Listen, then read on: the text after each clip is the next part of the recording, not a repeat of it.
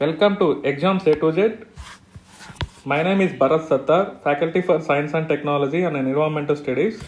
Friends, రానున్న AP మరియు తెలంగాణ రాష్ట్రాల్లో రానున్న గ్రూప్ 1 నోటిఫికేషన్ని ఉద్దేశించి సైన్స్ అండ్ టెక్నాలజీ విభాగానికి సంబంధించి ప్లస్ అదేవిధంగా ఇతర సబ్జెక్టులకు సంబంధించి మనము ఎగ్జామ్స్ A to Z ద్వారా క్లాసెస్ని రిలీజ్ చేయడం జరుగుతుంది త్వరలో.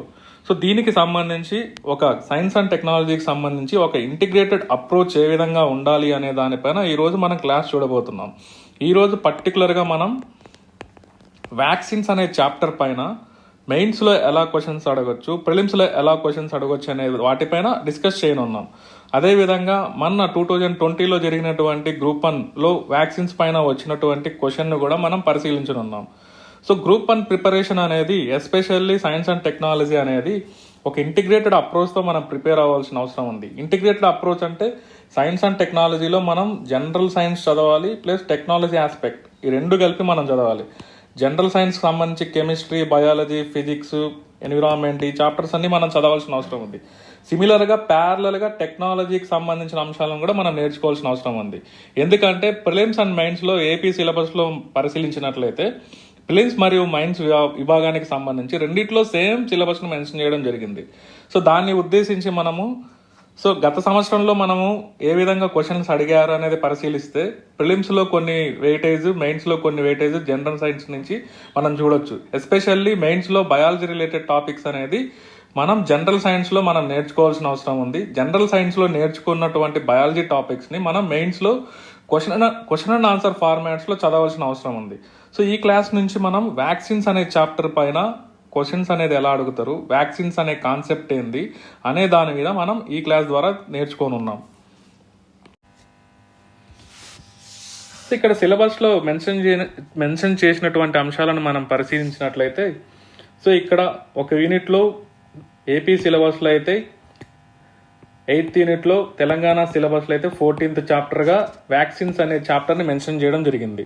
సో ఇక్కడ సింపుల్గా vaccines, introduction to immunity, fundamental concepts of vaccination, production of modern vaccines and immuno diagnostic techniques అని మెన్షన్ చేయడం జరిగింది. సో ఫస్ట్ ఆఫ్ ఆల్ మనం science and technology preparation start చేయాలనుకుంటే మనకు ప్రధానంగా ఎన్సీఆర్టీ బుక్స్లో ఉన్నటువంటి బేసిక్స్ని మనము చదివి ఉండాలి. అదేవిధంగా ఎన్సీఆర్టీ 6th to 12th లేదా స్టేట్కి సంబంధించిన బుక్స్ అయితే 11th, 12th బుక్స్ చదివితే సరిపోతుంది, biology or zoology books. So దీనికి సంబంధించి first of all science and technology preparation మనం మొదలు పెట్టేటప్పుడు మన మైండ్లో ప్రధానంగా 4 అంశాలను మనం గుర్తుపెట్టుకోవాలి. అవేంటంటే 1 facts, concepts, applications, current related అంశాలను మనం గుర్తుపెట్టుకోవాలి. అంటే ఖచ్చితంగా సైన్స్ అండ్ టెక్నాలజీ ప్రిపరేషన్ అనేది ఈ 4 అంశాలపై ఆధారపడి ఉంటుంది. సో సైన్స్కి సంబంధించిన ఫ్యాక్ట్స్ అనేది మనం గుర్తుపెట్టుకునే ఎబిలిటీ ఉండాలి. అదేవిధంగా సైంటిఫిక్ కాన్సెప్ట్స్ పైన క్లారిటీ ఉండాలి. ఈ కాన్సెప్ట్స్ పైన క్లారిటీ వచ్చినాక అప్లికేషన్ ఓరియంటెడ్ మైండ్ ఉండాలి. సిమిలర్లీ కరెంట్ అఫైర్స్ని మనం రెగ్యులర్గా ఫాలో అవుతుండాలి. ఎందుకంటే మనం మెయిన్స్లో కానీ ప్రిలిమ్స్లో కానీ మనం ఒకసారి ఈ సైన్స్ అండ్ టెక్నాలజీ సిలబస్ను మనం పరిశీలించినట్లయితే ప్రిలిమ్స్లో ఎక్కువగా జనరల్ సైన్స్ మీద ఫోకస్ చేయడం జరుగుతుంది. సేమ్ టైం టెక్నాలజీ ఆస్పెక్ట్ మీద కూడా, for example 20 marks general science మీద వస్తే 10 మార్క్స్ టెక్నాలజీ పైన ప్రిలిమ్స్లో అడగడం జరుగుతూ ఉంటుంది. కాకపోతే మెయిన్స్ విభాగానికి వస్తే ప్యూర్గా టెక్నాలజీ బేస్డ్గా మనం పరిశీలించవచ్చు. మెయిన్స్లో మనం స్పేస్ టెక్నాలజీ కానీ, డిఫెన్స్ టెక్నాలజీ కానీ, ఎన్విరాన్మెంటల్ స్టడీస్ కానీ, అదేవిధంగా బయాలజీ రిలేటెడ్ టాపిక్స్ అయినటువంటి బయోటెక్నాలజీ, ఇమ్యూన్ సిస్టమ్, వ్యాక్సిన్స్ అని ఇలాంటి చాప్టర్స్ అన్ని మనం మెన్షన్ చేయడం జరుగుతుంది. అంటే మనం ఒకసారి మెయిన్స్ సిలబస్ను పరిశీలించినట్లయితే అందులో మనకి సైన్స్ అండ్ టెక్నాలజీ పేపర్ 5ని మనం అబ్జర్వ్ చేసినట్లయితే క్లియర్గా అందులో some of the aspects purely technology related ఉంటాయి, some of the aspects purely concept oriented ఉంటాయి, some of the aspects purely biology based ఉంటాయి. సో ఇలాంటి చాప్టర్స్ మనం పరిశీలించినట్లయితే బయోటెక్నాలజీ కానీ, వ్యాక్సిన్స్, ఇంట్రొడక్షన్ టు ఇమ్యూనిటీ, ఇవన్నీ ప్యూర్లీ బయాలజీ బుక్స్లో మెన్షన్ చేసి ఉంటాయి, 11th కానీ 12th కానీ. సో ఇక్కడ మనం ఈరోజు వ్యాక్సిన్స్ గురించి స్టడీ చేయనున్నాం. వ్యాక్సిన్స్ నుంచి మనల్ని ఎలా క్వశ్చన్ చేయొచ్చు, ప్రీవియస్ ఇయర్లో ఎలాంటి క్వశ్చన్లు అడిగారో మనం పరిశీలిస్తాం. యాజ్ పర్ సిలబస్ వ్యాక్సిన్స్ అని జస్ట్ ఒక వర్డ్ మెన్షన్ చేయడం జరిగింది, పక్కనే ఇంట్రడక్షన్ టు ఇమ్యూన్ సిస్టమ్ అని మెన్షన్ చేయడం జరిగింది. ఫస్ట్ ఆఫ్ ఆల్ వ్యాక్సిన్స్ అంటే ఏంటి? ఫస్ట్ ఆఫ్ ఆల్ సో మనకు తెలుసు, వ్యాక్సిన్స్ ప్రొవైడ్స్ ఇమ్యూనిటీ, అంటే రోగ నిరోధకతను ప్రొవైడ్ చేసేటువంటి, కలిగించేటువంటి సబ్స్టెన్సెస్నే వ్యాక్సిన్స్ అని పిలుస్తాం ఇన్ జనరల్గా.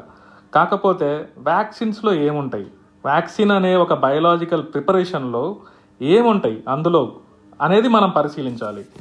వాట్ ఈజ్ వ్యాక్సిన్ అంటే, vaccine is a biological preparation. It contains attenuated forms or killed or inactivated forms or subunit forms or toxoids. ఈ వర్డ్స్ ఖచ్చితంగా వ్యాక్సిన్ గురించి డిఫైన్ చేసేటప్పుడు ఖచ్చితంగా it is a biological preparation which contains attenuated or killed forms or subunit forms or toxoid forms of microbial agents అని చెప్పాలి. So మనకు తెలుసు, మన సరౌండింగ్లో మైక్రో ఆర్గానిజమ్స్ మన చుట్టూ మనకు కనిపించకుండా డిసీజ్ కాజింగ్ ఏజెంట్స్ అనేది ఉంటాయి. అవి ఒకరి నుంచి ఒకరికి డిఫరెంట్ మోడ్స్ ఆఫ్ ట్రాన్స్మిషన్లో స్ప్రెడ్ అవ్వడం జరుగుతూ ఉంటాయి. ఎయిర్ టు ఎయిర్ కానీ, ఎయిర్ నుంచి కానీ, డ్రాప్లెట్స్ ఫామ్స్లో కానీ, త్రూ వెక్టార్స్ ద్వారా లైక్ మస్కిటోస్ ద్వారా కానీ, ఇలా ఒకరి నుంచి ఒకరికి ఈ కమ్యూనికబుల్ డిసీజెస్ అనేది ఒకరి నుంచి ఒకరికి స్ప్రెడ్ అవ్వడం జరుగుతూ ఉంటుంది. కాకపోతే సమ్ ఆఫ్ ది డిసీజెస్కి మనం వ్యాక్సిన్స్ అనేది తయారు చేయడం జరిగింది. ఎందుకోసం? ఫస్ట్ ఆఫ్ ఆల్ వ్యాక్సిన్ అనేది it is not a curative medicine, it is a preventive medicine అనేది మనం గుర్తుపెట్టుకోవాలి. అంటే జస్ట్ ఒక డిసీజ్ అనేది రాకుండా మనం ముందుగా ప్రొఫైలాక్టిక్గా ప్రివెంటివ్ మెజర్గా ఇచ్చేదే వ్యాక్సిన్ అనేది మనం గుర్తుపెట్టుకోవాలి. సో ఒక డిసీజ్ అనేది వచ్చిన తర్వాత వ్యాక్సిన్ అనేది ఇవ్వం, ముందుగా డిసీజ్ అనేది రాకుండా మనం ప్రొవైడ్ చేస్తే దాన్ని it's a preventive medicine, not a curative medicine అని చెప్పాలన్నమాట. సో వ్యాక్సిన్ అంటే డిఫైన్ వ్యాక్సిన్ అని మనం ఎగ్జామ్లో అడిగితే it is a vaccine is a biological preparation which contains attenuated or killed or inactivated forms or subunit forms or toxoid forms of microbial agents. So ఒక మైక్రోబియల్ ఏజెంట్స్కి సంబంధించిన ఈ అటెన్యుయేటెడ్ ఫార్మ్స్ అంటే జస్ట్ వీకెండ్ ఫార్మ్స్, మైక్రోబ్స్ని కంప్లీట్గా kill చేయరు, just weakened, దాని డిసీజ్ కాజింగ్ ప్రాపర్టీని వీకెండ్ చేస్తారు అంతే. సో ఇవి మాత్రం కిల్డ్, బ్యాక్టీరియాని కిల్ చేయడం ఆర్ వైరస్ని ఇన్యాక్టివేట్ చేయడం. అటెన్యుయేటెడ్ అంటే బ్యాక్టీరియాకి డిసీజ్ అనేది కాజ్ అవ్వకుండా దాన్ని కిల్ చేయడం కెమికల్గా, లేదా వీకెండ్ చేయడం. సో ఇవన్నీ ఖచ్చితంగా ఆ డెఫినేషన్లో మెన్షన్ చేసి ఉండాలి. First of all vaccine is A preventive medicine అని చెప్పాలి. Vaccine is a biological preparation which contains all these 4 things అనేది మనం వ్యాక్సిన్ గురించి డిఫైన్ చేయాలి. సో మనకు తెలుసు, మన నేచర్లో మైక్రో ఆర్గానిజమ్స్ మనం పరిశీలిస్తే బ్యాక్టీరియా ఉండొచ్చు, వైరసెస్ ఉండొచ్చు, ప్రోటోజోవన్స్ ఉండొచ్చు, ఫంగై ఉండొచ్చు. సో వాటిని బేస్ చేసుకొని ఏదైనా, ఫర్ ఎగ్జాంపుల్ డెంగ్యూ వైరస్ ఉందనుకోండి, సో డెంగ్యూ వైరస్ సంబంధించి వ్యాక్సిన్ ఎలా ప్రిపేర్ చేస్తారు?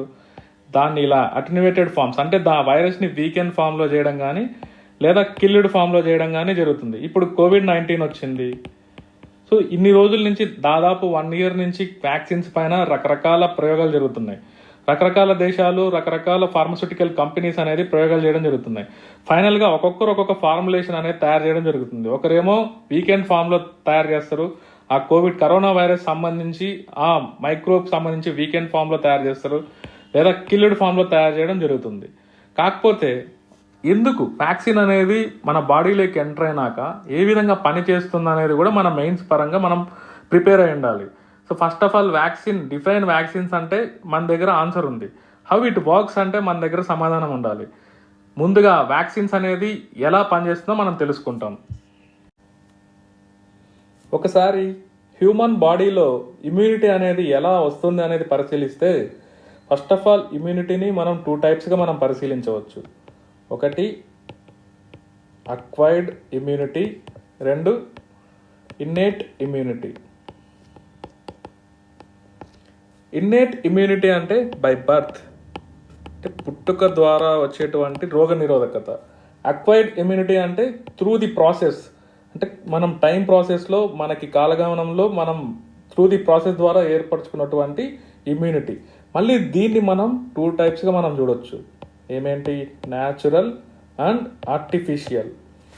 అదేవిధంగా మళ్ళీ న్యాచురల్ని ప్యాసివ్ అని, యాక్టివ్ అని, మళ్ళీ ఆర్టిఫిషియల్ని ప్యాసివ్ అని, యాక్టివ్ అని. సో ఓవరాల్గా మన ఇమ్యూనిటీని క్లాసిఫై చేయమని మనం మెయిన్స్లో క్వశ్చన్ చేసినట్టయితే, సో ఇమ్యూనిటీ అంటే సింపుల్గా మనం డిఫైన్ చేయాలి. First of all, protection from the disease causing agents is known as immunity. So ఈ ఇమ్యూనిటీ అనేది బాడీలో ఏ విధంగా ఉంటుంది అనేది మనం ఒకసారి ఎన్ని టైప్స్గా ఉంటుంది అనేది మనం పరిశీలిస్తే, అందులో అక్వైర్డ్ ఇమ్యూనిటీ అని, ఇన్నేట్ ఇమ్యూనిటీ అనేది 2 టైప్స్గా ఉంటుంది. కాకపోతే ఇన్నేట్ ఇమ్యూనిటీ అంటే త్రూ ది బర్త్ ద్వారా, పుట్టుక ద్వారా ఏర్పరచుకునేటువంటి ఇమ్యూనిటీ, రోగ నిరోధకత. ఈ అక్వైర్డ్ ఇమ్యూనిటీలో మళ్ళీ టైప్స్ని మనం పరిశీలిస్తే న్యాచురల్ ప్రాసెస్ ద్వారా, ఆర్టిఫిషియల్ ప్రాసెస్ ద్వారా ఎలా ఉంటుంది, ప్యాసివ్ అంటే ఏంటి, యాక్టివ్ అంటే ఏంటి, ఇవన్నీ మనం తెలుసుకోవాల్సిన అవసరం ఉంది. సో అక్వైర్డ్ ఇమ్యూనిటీ అంటే ఏర్పరచుకున్నటువంటి ఇమ్యూనిటీ. న్యాచురల్గా సహజంగా ఎలా ఏర్పరచుకోవచ్చు, ఆర్టిఫిషియల్గా కృత్రిమంగా ఏ విధంగా ఇమ్యూనిటీ అనేది మనం ఏర్పరచుకోవచ్చు మనం పరిశీలించాలి. సో ఇవి ఖచ్చితంగా తెలిసి ఉండాలి. మనం వ్యాక్సిన్స్ గురించి కానీ, ఇమ్యూన్ సిస్టమ్ సంబంధించిన బేసిక్స్ గురించి కానీ మనం మాట్లాడుకున్నట్లయితే ఖచ్చితంగా ఈ ఇమ్యూనిటీ టైప్స్ అనేది ప్రతి ఒక్కరికి తెలిసి ఉండాలి. సో న్యాచురల్ అంటే సహజంగా ఏర్పడినటువంటి ఇమ్యూనిటీ. సో ఏ విధంగా ఏర్పడవచ్చు సహజంగా? For example passive. యాక్టివ్ తీసుకుంటాం, ఇన్ఫెక్షన్ వచ్చింది, సో ఏదైనా ఒక ఇన్ఫెక్షన్ రావడం. ఫర్ ఎగ్జాంపుల్ COVID-19 ఇన్ఫెక్షన్ అనేది న్యాచురల్గా వచ్చింది అనుకోండి ఒక వ్యక్తికి. సో వారిలో కొద్ది రోజులకి అరౌండ్ ఒక 14 to 28 days మధ్యలో ఇమ్యూన్ సిస్టమ్ అనేది యాంటీబాడీస్ అనేది డెవలప్ చేస్తుంది. యాంటీబాడీస్ని ఇమ్యూనోగ్లోబులిన్స్ అని కూడా పిలవడం జరుగుతుంది. అందుకనే మన కోవిడ్ టెస్ట్లో IgM, IgG ఇలాంటి మెన్షన్ చేయడం జరుగుతుంది. IgM అంటే మనం కన్ఫ్యూజ్ అవ్వకూడదు, ఇమ్యూనోగ్లోబులిన్స్ అంటే యాంటీబాడీస్నే మనం ఇమ్యూనోగ్లోబులిన్స్గా పిలుస్తాం. సో ఈ విధంగా ఒక ప్యాథోజన్ అనేది, డిసీజ్ కాజింగ్ ఏజెంట్ అనేది బాడీలోకి ఎంటర్ అయిన తర్వాత అల్టిమేట్గా యాంటీబాడీస్ అనేది రిలీజ్ అయ్యేంత వరకు జరిగే ప్రాసెస్నే ఇమ్యూన్ రెస్పాన్స్గా మనం పరిశీలించవచ్చు. ఈ ఇమ్యూన్ రెస్పాన్స్ జనరేషన్ ప్రాసెస్లో మనకు ఫీవర్ రావచ్చు, సిమ్టమ్స్ రూపంలో బయటపడవచ్చు. ఫీవర్ రావచ్చు, రకరకాలుగా డయేరియా రావచ్చు, హెడేక్ రావచ్చు, సో చిల్స్ రావచ్చు. ఈ విధంగా ఈ ఇమ్యూన్ రెస్పాన్స్ ప్రాసెస్లో అంటే ప్యాథోజన్ అనేది బాడీలోకి ఎంటర్ అయిన తర్వాత ఫైనల్గా యాంటీబాడీస్ రిలీజ్ అయ్యేంత వరకు ఈ జరిగే ప్రాసెస్ని ఇమ్యూన్ రెస్పాన్స్ అని మనం పరిగణించవచ్చు. సరే, ఆర్టిఫిషియల్. న్యాచురల్గా అంటే ఏదైనా ఒక ప్యాథోజన్ బాడీలోకి ఎంటర్ అయ్యి మనకి ఆ డిసీజ్కి గురి చేసి దాని ద్వారా ఫైనల్గా వచ్చే ఇమ్యూనిటీనే యాక్టివ్ ఇమ్యూనిటీ అని పిలుస్తున్నాం. సో ఫైనల్గా ఇమ్యూన్ సిస్టమ్ ద్వారా యాంటీబాడీస్ అనేది రిలీజ్ అవుతాయని చెప్తున్నాం, ఇమ్యూనోగ్లోబులిన్స్. ఎలా? ప్యాథోజన్ ఎంటర్ అయిన తర్వాత ఇమ్యూన్ సిస్టమ్ యాక్టివేషన్ జరిగిన తర్వాత యాంటీబాడీస్ అనేది రిలీజ్ అవుతున్నాయి. మరి ప్యాసివ్ ఇమ్యూనిటీ అంటే ఏంది? అందుకే దీన్ని యాక్టివ్ ఇమ్యూనిటీ అంటున్నాం. అంటే ఇమ్యూన్ సిస్టమ్ని యాక్టివేట్ చేసిన తర్వాత అల్టిమేట్గా యాంటీబాడీస్ అనేది విడుదలవ్వడం జరుగుతుంది. అందుకే దాన్ని యాక్టివ్ అని పిలుస్తున్నాం. What about passive? సో ఇక్కడ ఏం జరుగుతుంది? యాక్టివ్ అంటే సింపుల్గా యాక్టివేషన్ ఆఫ్ ఇమ్యూన్ సిస్టమ్ అంటున్నాం. ఇక్కడ మాత్రం ఇమ్యూన్ సిస్టమ్ని ఎలాంటి యాక్టివేషన్ జరగదు. డైరెక్ట్గా యాంటీబాడీస్ని అంటే ఇమ్యూనోగ్లోబులిన్స్ని ప్రవేశపెట్టడం.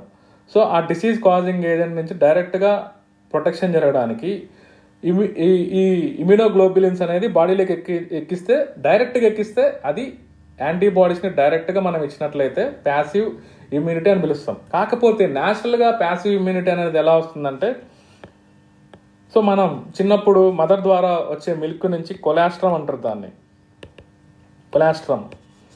దీన్ని ఇనిషియల్ మిల్క్ అని పిలవచ్చు. మదర్ ద్వారా వచ్చే ఇనిషియల్ మిల్క్లో ప్లెంటీ ఆఫ్ యాంటీబాడీస్ ఉంటాయి. సో అది ఒక ఎగ్జాంపుల్ జరగవచ్చు. అది ఒక ఎగ్జాంపుల్గా మనం ఇక్కడ చూడొచ్చు ప్యాసివ్ ఇమ్యూనిటీ కిందకి. ప్యాసివ్ అంటే ఏంటి? ఇమ్యూన్ సిస్టమ్ని అసలు యాక్టివేట్ చేయకుండా డైరెక్ట్గా యాంటీబాడీస్ అనేది ప్రొవైడ్ చేసినట్టయితే దాన్ని ప్యాసివ్ అంటున్నాం. సో ఇప్పుడు చూడండి, న్యాచురల్ అంటే సహజంగా వచ్చేది. But what about artificial? Artificial అంటే మనం కృత్రిమంగా ఇమ్యూనిటీని కలిగించుకుంటున్నాం, కృత్రిమంగా ఇమ్యూనిటీని ప్రొవైడ్ చేస్తున్నాం. సో దీన్ని ఒకసారి మళ్ళీ ప్యాసివ్ అండ్ యాక్టివ్ కిందకి మనం పరిశీలించినట్లయితే సేమ్. యాక్టివ్ అంటే సో ఇమ్యూన్ సిస్టమ్ని యాక్టివేట్ చేయడం, అల్టిమేట్గా ఇమ్యూన్ రెస్పాన్స్ ప్రాసెస్లో ఇమ్యూనోగ్లోబులిన్స్ అనేది జనరేట్ అవ్వడం. దీన్ని యాక్టివ్ అని పిలుస్తున్నాం. First of all immune system activate జరగాలంటే ఆ ఇమ్యూన్ సిస్టమ్ అనేది ఆ ప్యాథోజన్ని రికగ్నైజ్ చేయాలి. ఇమ్యూన్ సిస్టంలో ఉన్నటువంటి సెల్స్ ఒకదానితో ఒకటి కోఆర్డినేషన్ జరగాలి. ఈ కోఆర్డినేషన్ జరిగిన తర్వాత ఫైనల్గా స్పెసిఫిక్ ఈ వర్డ్ గుర్తుపెట్టుకోవాలన్నమాట. అంటే పర్టికులర్గా ఆ డిసీజ్కి సంబంధించిన యాంటీబాడీస్ అనేది ఇమ్యూన్ సిస్టమ్ అనేది జనరేట్ చేస్తుంది. ఈ ప్రాసెస్ అంతా జరిగే ప్రాసెస్ని ఇమ్యూన్ రెస్పాన్స్గా మనం పరిగణించవచ్చు. సో దాన్ని యాక్టివ్ అని పిలవాలి అని నేను చెప్తున్నా. Artificial active immunity. దీనికి బెస్ట్ ఎగ్జాంపుల్గా మనం మాట్లాడుకున్నటువంటి వ్యాక్సిన్స్ అనేది బెస్ట్ ఎగ్జాంపుల్ దీనికి. అంతే కదా, వ్యాక్సిన్స్ అనేది మనం న్యాచురల్గా ఇస్తున్నామా, ఆర్టిఫిషియల్గా ఇస్తున్నాం. ఒక బయలాజికల్ ప్రిపరేషన్ని ఇంజెక్షన్ రూపంలో కానీ, నాసల్ రూట్లో కానీ, ఓరల్ రూట్లో కానీ ఇవ్వడం జరుగుతుంది.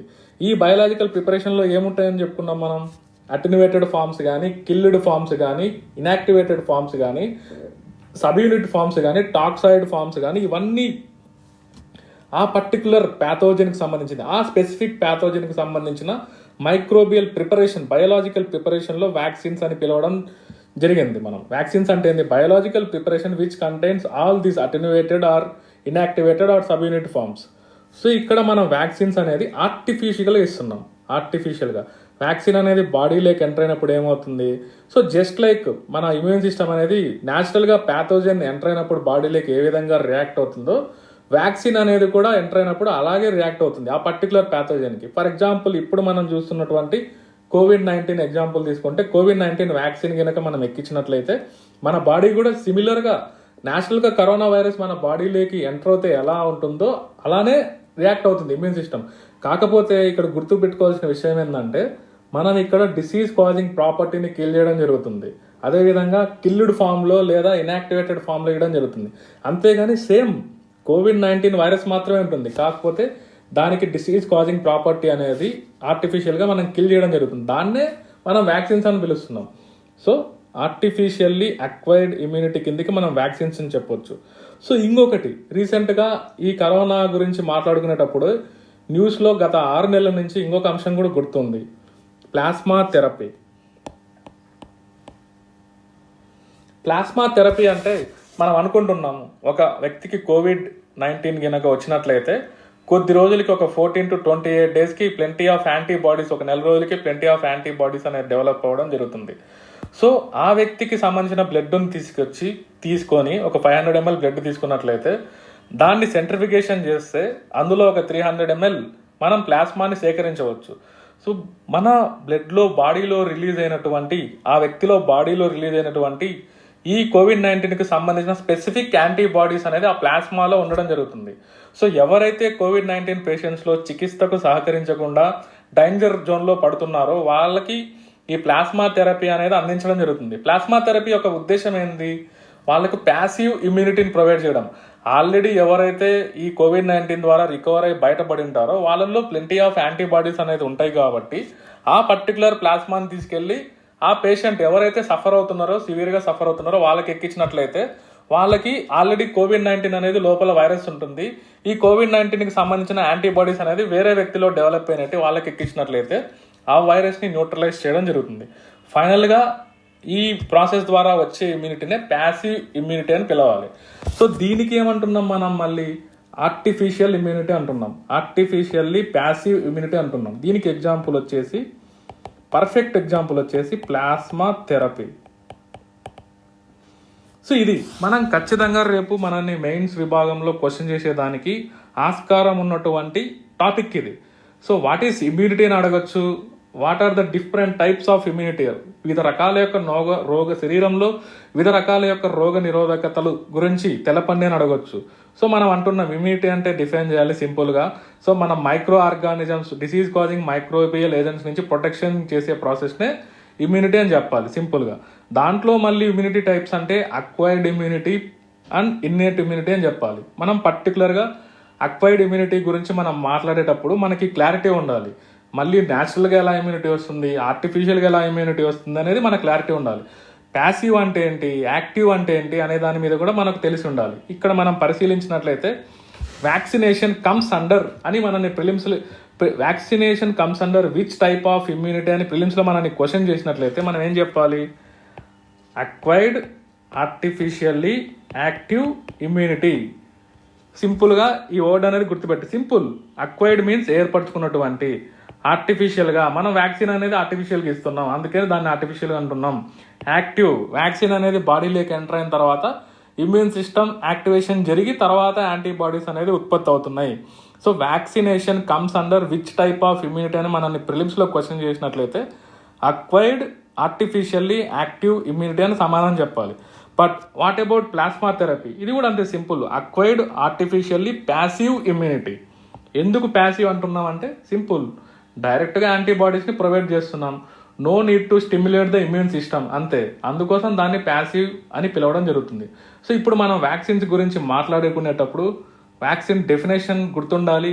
సిమిలర్గా వ్యాక్సిన్కి సంబంధించి అది విచ్ టైప్ ఆఫ్ ఇమ్యూనిటీ అనేది కూడా మనం గనక ఎగ్జామ్లో రాసినట్లయితే మనకి ఇంకా మన ఆన్సర్ అనేది క్రెడిబిలిటీ పెరుగుతుంది. So vaccine preparation, biological preparation which contains inactivated or killed attenuated forms అనేది రాయొచ్చు.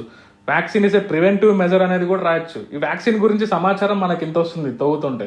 సో అదేవిధంగా వ్యాక్సినేషన్ ప్రాసెస్ అనేది ఆర్టిఫిషియల్లీ అక్వైర్డ్ యాక్టివ్ ఇమ్యూనిటీ అనేది మనం మెన్షన్ చేయాలి.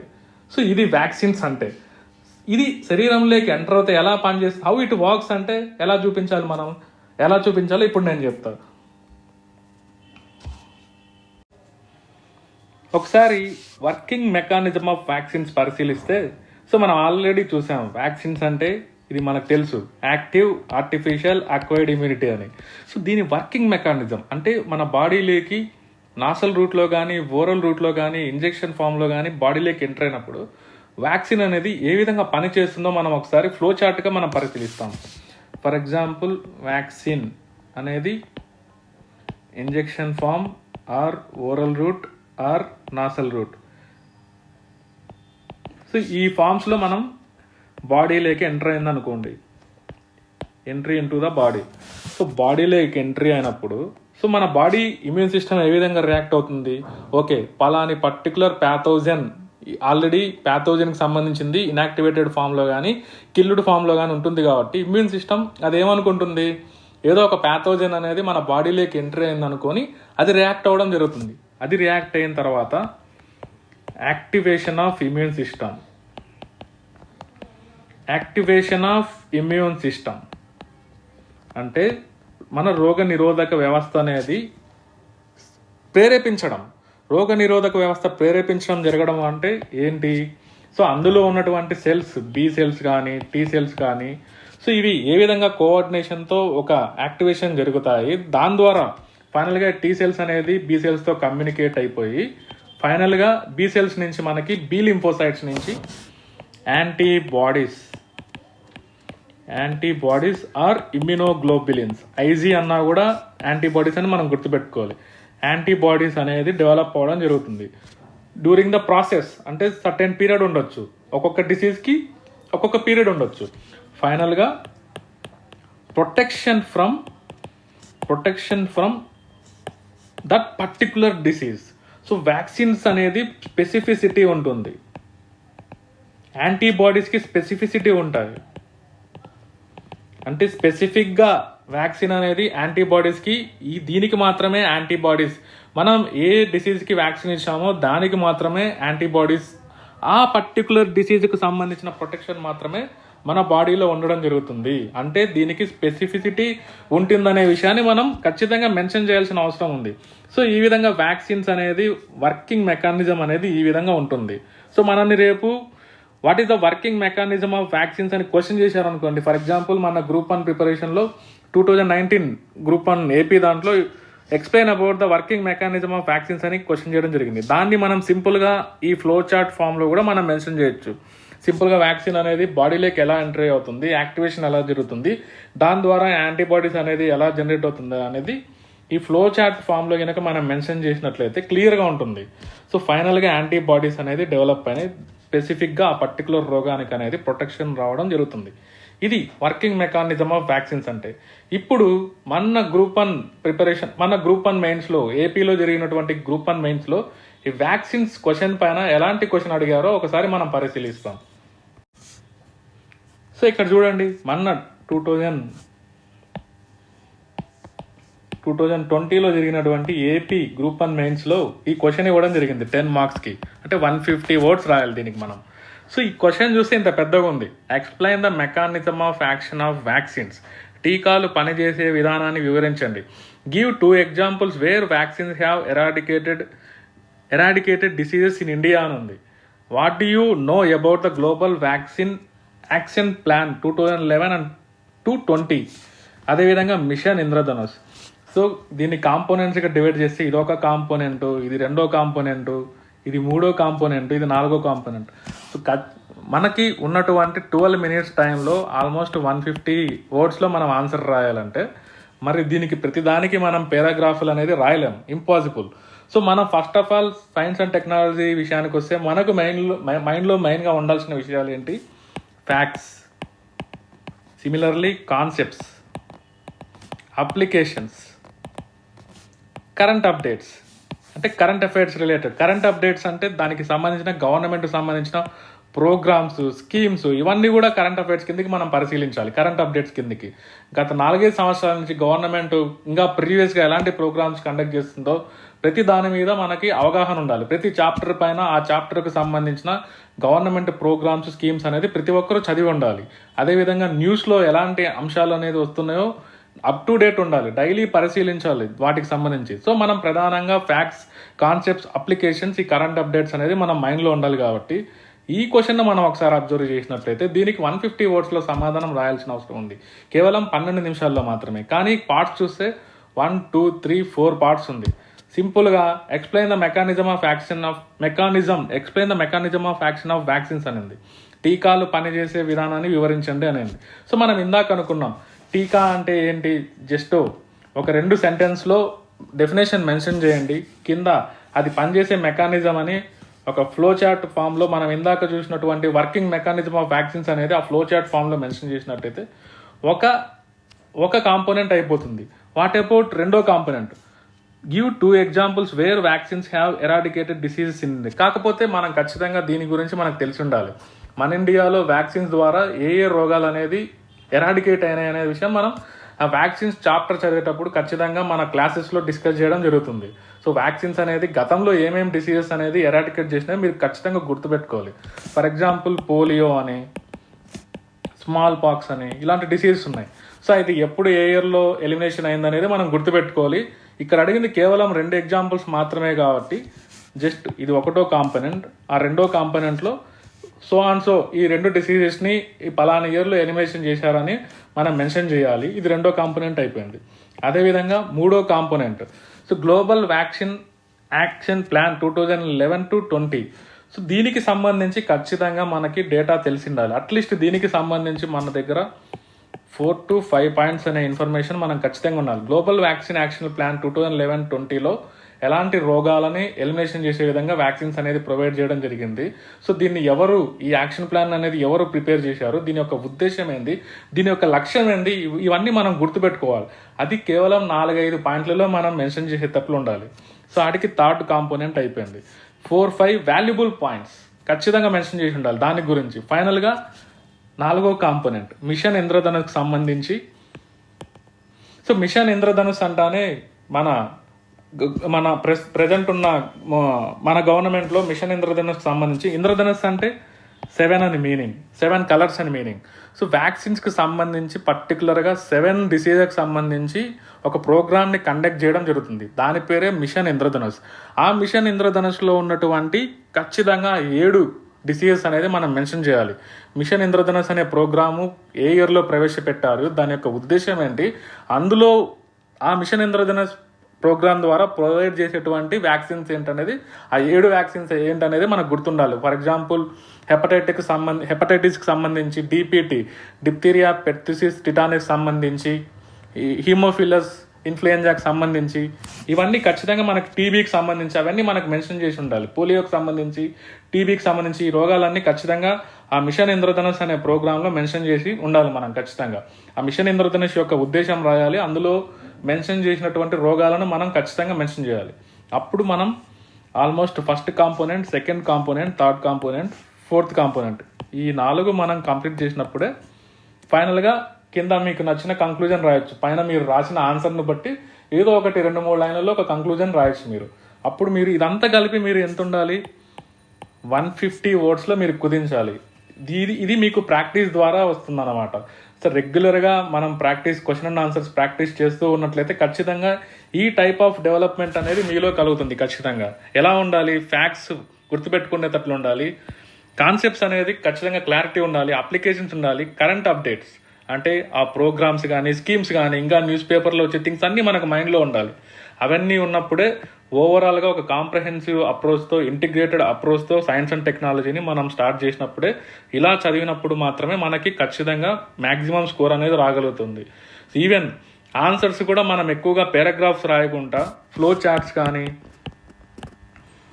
డయాగ్రామ్స్ ఫామ్లో రాసినట్లయితే, ఫ్లో చార్ట్స్ కానీ డయాగ్రామ్స్ ఫామ్లో మెన్షన్ చేసినట్లయితే మనం చూపించే విధానం అనేది ఈజీ అయిపోతుంది.